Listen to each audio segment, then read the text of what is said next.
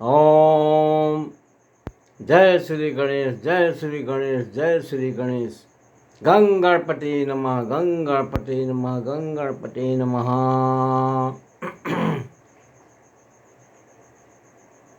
शुभ शुभता हर स्थान पर, हर अवस्था में, हर विषय में शुभ की आवश्यकता होती है। शुभ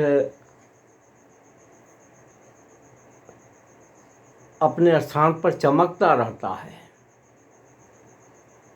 शुभ जहाँ शुभ नहीं है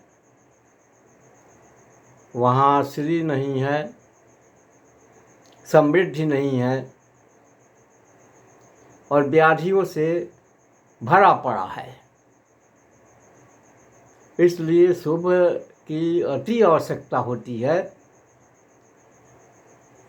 शुभ में मति, सुमति, गति, सद्गति सब कुछ होता है। तो इसलिए कहते हैं कि भैया शुभ का महत्व समझें कि शुभ क्या है। शुभ शुभ बोलना, शुभ शुभ करना, शुभ शुभ अवस्था बनाना, ये शुभ का शुभकारी है और ज़रूर करना चाहिए।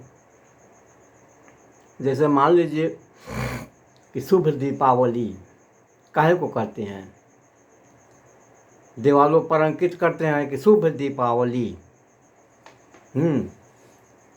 शुभ होली,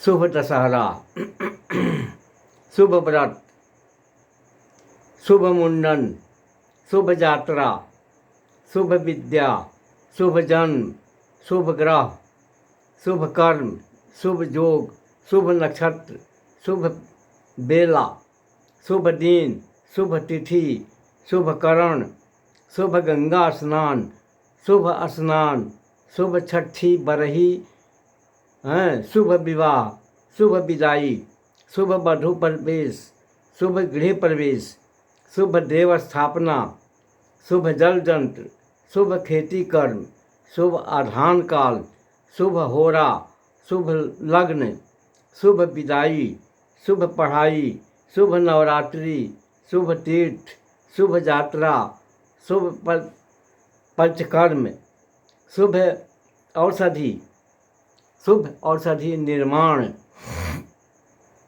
शुभ राज्याभिषेक, शुभ पूजा, शुभ यज्ञ, शुभ निर्माण कार्य, शुभ स्थापन, शुभ रत्न, शुभ वस्त्र धारण करना, शुभ क्रय विक्रय करना, शुभ मुहूर्त, शुभारंभ, शुभ उल्लंघन,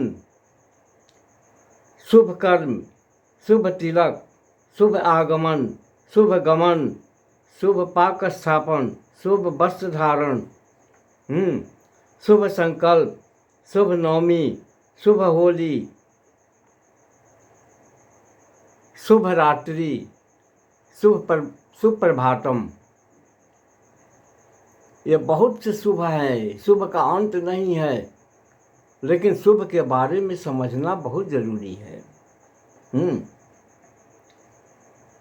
शुभ नवमी, शुभ होली, संसार में जो भी कर्म हैं वे सभी कर्म, धर्म, अधर्म तथा मुहूर्त, ये सभी मुहूर्तों से बंधे हुए हैं। कोई भी शुभ स्वस्ति और लाभ होता है। शुभ से ही शुभ लाभ क्या है। बहुत से स्थान पर आप देखे होंगे कि दरवाजे पर लिखा हुआ है कि शुभ, स्वस्ति और लाभ। एक तरफ शुभ, एक तरफ स्वस्ति, बीच में स्वस्ति और बगल में लाभ। शुभ लाभ और बीच में स्वस्ति, ये क्या है? पुरातन काल से यह धर्म आ रहा है। आप देखेंगे कि कुछ आकाश, भूमि, गृह, पत्थर, वायु, वरुण, अग्नि, यह सभी पूजे जाते हैं। ये धर्म में आते हैं। इस भूमंडल में जितने भी पूजा है वे सभी मुहूर्त तथा काल से जुड़े हुए हैं। तिथि, बार, नक्षत्र, योग, करण, दिन ये सभी शुभ में आते हैं और सभी शुभ धर्म से बंधा हुआ है। शुभ का परिभाषा बड़ा ही कठिन है। अनेकों अस्त्रों में शुभ और लाभ आते हैं। शुभ के बारे में दुर्गा सप्तशती तथा 18 पुराण, वैदिक ग्रंथ, शास्त्र, उपनिषद, वेद, धर्म तथा अन्य धर्म ग्रंथों में भी मिलता है। शुभ, स्वस्ति हैं और लाभ। माता जी 3 रूप में विराजती है। स्वस्ति स्वयं प्रकृति है और उसके दायां और बायां हैं शुभ और लाभ है। जो लोग इस रूप को समझ लेते हैं उनके होने वाले लाभ के सभी इच्छाएं पूर्ण हो जाती है। सभी ग्रंथों में जहाँ कहीं भी शुभ मिलता है उसका फल, उसका पाठ, जप, होम, व्रत, दान, तप करने से लोक तथा परलोक में भी सुख प्राप्त होता है।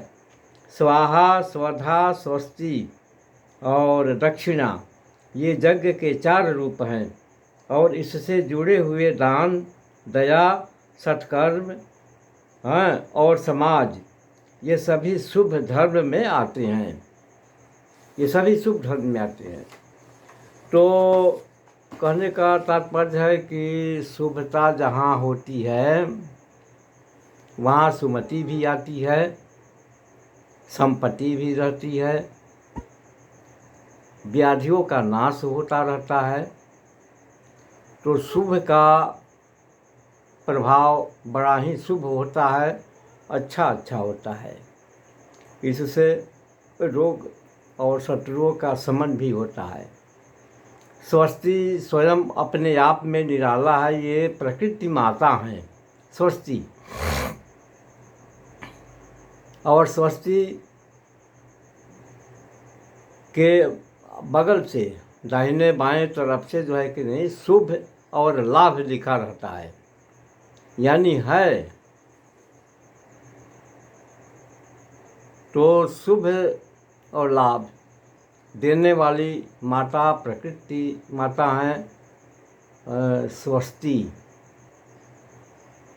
इसीलिए गांव में, नगरों में कहीं भी आप देखेंगे तो स्वस्ति जरूर पाएंगे और शुभ और लाभ जरूर देखेंगे। स्वस्ति स्वयं माता है और मातृ से